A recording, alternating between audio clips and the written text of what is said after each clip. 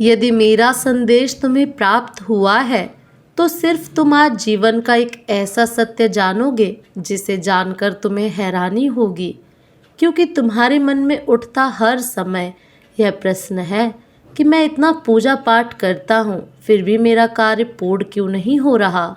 मेरे बच्चे, उसका उत्तर आज तुम्हें मिल जाएगा, क्योंकि मेरे बच्चे, हर बात के पीछे कारण होता है। कारण अच्छा हो या बुरा, लेकिन होता ज़रूर है। यह बात सत्य है। बस केवल तुम्हें साधारण आँखों से ना तो वह कारण दिखाई देता है, ना ही तुम जानते हो कि आगे तुम्हारे जीवन में क्या होने वाला है। तुम केवल यह देख सकते हो, वर्तमान में चल रही बातों को जान सकते हो। जैसा समय तुम्हारे समक्ष, उस समय के बारे में तुम्हें ज्ञात होता है। लेकिन कुछ ऐसी बातें हैं जो तुम्हें जानना बहुत ज़रूरी है, क्योंकि जिसको संपूर्ण ज्ञान हो जाता है वह ना तो परेशान होता है किसी चीज़ को पाने के लिए, और ना ही मन में इन प्रश्नों को बार बार सोचकर हैरान परेशान होता है कि उसकी इच्छा पूर्ण क्यों नहीं हो रही है। मेरे बच्चे, इस बात को समझना ज़रूरी है कि यदि तुम ऐसा सोच रहे हो कि तुम्हारी उन्नति नहीं हो रही तो तुम गलत सोच रहे हो। आज से पहले के समय को देखो और आज के समय को देखो, दोनों में तुलना करोगे तो तुम्हें खुद ही ज्ञात हो जाएगा कि तुम पहले से कितना उन्नति कर चुके हो। बस फर्क इतना है कि तुम आज जो चाहते हो उस चीज़ आज के समय में तुम्हें वह प्राप्त नहीं है। इसके साथ ही कभी कभी तुम इतनी बड़ी चीज़ों की आश कर लेते हो जो तुम्हारे लिए बनी ही नहीं है, क्योंकि जिस प्रकार एक हाथ में 5 उंगलियां होने के बाद भी कोई भी उंगली बराबर नहीं होती, एक बड़ी होती है दूसरी उंगली की तुलना में, इसी प्रकार यह ज़रूरी नहीं कि तुम जो सोच रहे हो तुम्हें प्राप्त हो। ज़रूरी यह है कि तुम्हारे जीवन में कुछ अच्छा हो, तुम परिश्रम कर रहे हो, उसका फल तुम्हें मिले और तुम्हारी उन्नति हो। तुम जिस समय में हो उस समय से अच्छे समय में आते चले जाओ। कभी कभी बड़ी उम्मीद भी पूरा होने पर सुख का अनुभव करने से वंचित रह जाते हो, और यही तुम सबसे बड़ी गलती करते हो। सुनो मेरी बात को ध्यानपूर्वक। आज जो परिश्रम कर रहे हो, ईमानदारी रख रहे हो, उन सभी अच्छे कार्य को कर रहे हो जो तुम्हारे जीवन में उन्नति का हर रास्ता खोल देती है, तो तुम्हें सब छोड़ देना चाहिए कि तुम्हारे जीवन में कब, कहाँ, कैसे, क्या होगा। लेकिन बस तुम्हें इस बात पर पूर्ण भरोसा रखना चाहिए कि जो होगा वह अच्छा होगा, क्योंकि जीवन में अच्छा होना महत्व रखता है। और इसके साथ ही यह भी कारण है, तुम्हारी सोची हुई मंजिल पर शायद तुम्हारी परिश्रम पूरी नहीं हो रही है। किसी के जीवन में किसी भी इच्छा को पूर्ण करने के लिए जिस पर कार्य करना, जब तुम प्रारंभ करते हो तो उस पर इतना परिश्रम करो कि तुम्हें ऐसा आभास होने लगे कि इससे ज़्यादा मैं और परिश्रम नहीं कर सकता, क्योंकि जब तक लोहा इतना गर्म ना हो कि वह पिघलने ना लगे तब तुम उस लोहे को कोई भी आकार नहीं दे सकते हो। इसलिए पहले जिस प्रकार लोहे को इतना ही गर्म किया जाता है कि पिघलने लगे, उसी प्रकार खुद को कर्म की अग्नि में इतना पिघलाओ कि जैसा चाहो वैसे सांचे में डालकर ढल सको, अर्थात तुम्हारी किस्मत परिवर्तित हो जाए। मेरे बच्चे, हृदय की आवाज़ से सुनना। तुम्हारे हृदय में वही आवाज़ उत्पन्न होगी, क्योंकि किसी भी कार्य को पूर्ण करने में कार्यों की कमी तुम्हें उस मंजिल से दूर ही रखती है। ना तो मुझसे कुछ पूछने की ज़रूरत है और ना ही तुम्हें अपने मन को निराश करने की। मेरे बच्चे, तुम्हारा कार्य पूरा होगा या नहीं, कार्यों को करो निस्वार्थ भाव से, तब तुम्हें अवश्य फल प्राप्त होगा।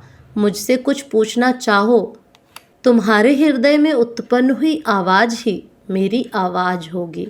तुम्हारे गलत कर्मों की माफ़ी तुम्हें मिल चुकी है। मेरे बच्चे, माफ़ी तुम्हें इसलिए मिली है क्योंकि तुमने कुछ ऐसे कार्य किए हैं जो पीछे की गई गलतियों से तुमने जो अपने खराब समय को अपनी ओर आकर्षित कर लिया था, खराब समय को परिवर्तन किया था, उसी प्रकार तुमने कुछ ऐसे कार्य किए हैं जिनके कारण से तुम्हारा अच्छा समय फिर से प्रारंभ हो चुका है और फिर से तुमने अपने कर्मों के द्वारा ही समय को फिर परिवर्तित किया है। आज मैं तुम्हें कुछ ऐसी खास बात बताने वाली हूँ जिसे सुनना तुम्हारे लिए अत्यंत आवश्यक है।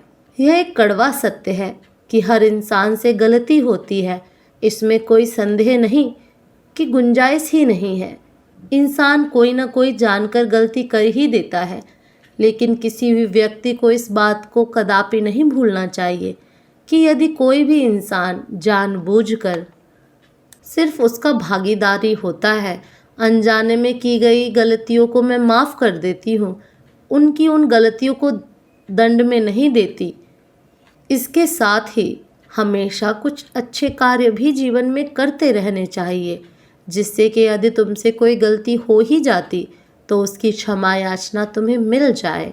कठोर दंड का सामना नहीं करना पड़ता और उन्हीं कार्यों में से कुछ कार्य हैं जो तुम्हें हमेशा करते रहने चाहिए, जैसे कि भाग्य के भरोसे ना बैठे रहना, क्योंकि भाग्य तुम्हें तभी कुछ देता है जब तुम स्वयं प्राप्त करना चाहते हो। उसके लिए कभी भी कड़ा परिश्रम करना ना भूलना। यदि तुम्हारा मस्तिष्क कुछ प्राप्त करना चाहता है तो उसके लिए कठोर तपस्या करना आवश्यक है। इसके लिए तुम्हें ऐसी शक्ति आकर्षित करनी होगी, तुम्हें अपने मन पर लगाम लगाना सीखना होगा, दूसरों की मदद करना सीखो, कुछ ऐसे काम करो जिनको करने के काफ़ी समय पश्चात तुम्हारे हृदय और तुम्हारे मन को खुशी हो, क्योंकि तुम इस बात को स्मरण रखना, किसी भी कार्य को करते समय भले ही तुम्हें खुशी ना हो, लेकिन काम को करने के पश्चात जिस कार्य के करने से हृदय और मन को खुशी हो वही अच्छा काम होता है। तुम गलत काम करोगे तो भी तुम्हारे हृदय को ज़रूर अच्छा नहीं लगेगा।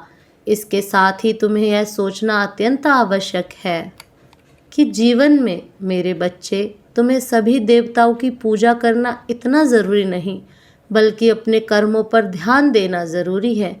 उससे भी ज़्यादा ज़रूरी है जब समस्या उत्पन्न होती है, जब तुम उसे उत्पन्न होने के लिए उसे अपनी ओर आकर्षित करते हो, अर्थात कुछ ऐसे कर्म करते हो प्राकृतिक के खिलाफ है, और प्राकृतिक ही तुम्हारी और समस्याओं को आकर्षित करती है।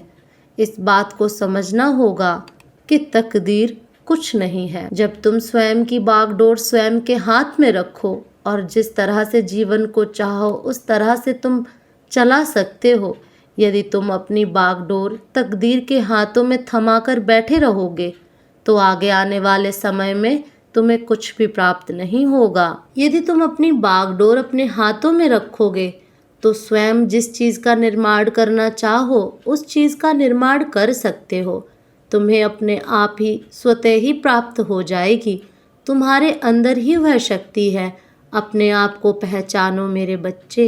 मेरा आशीर्वाद सदा तुम्हारे साथ है। तुम्हारा कल्याण हो।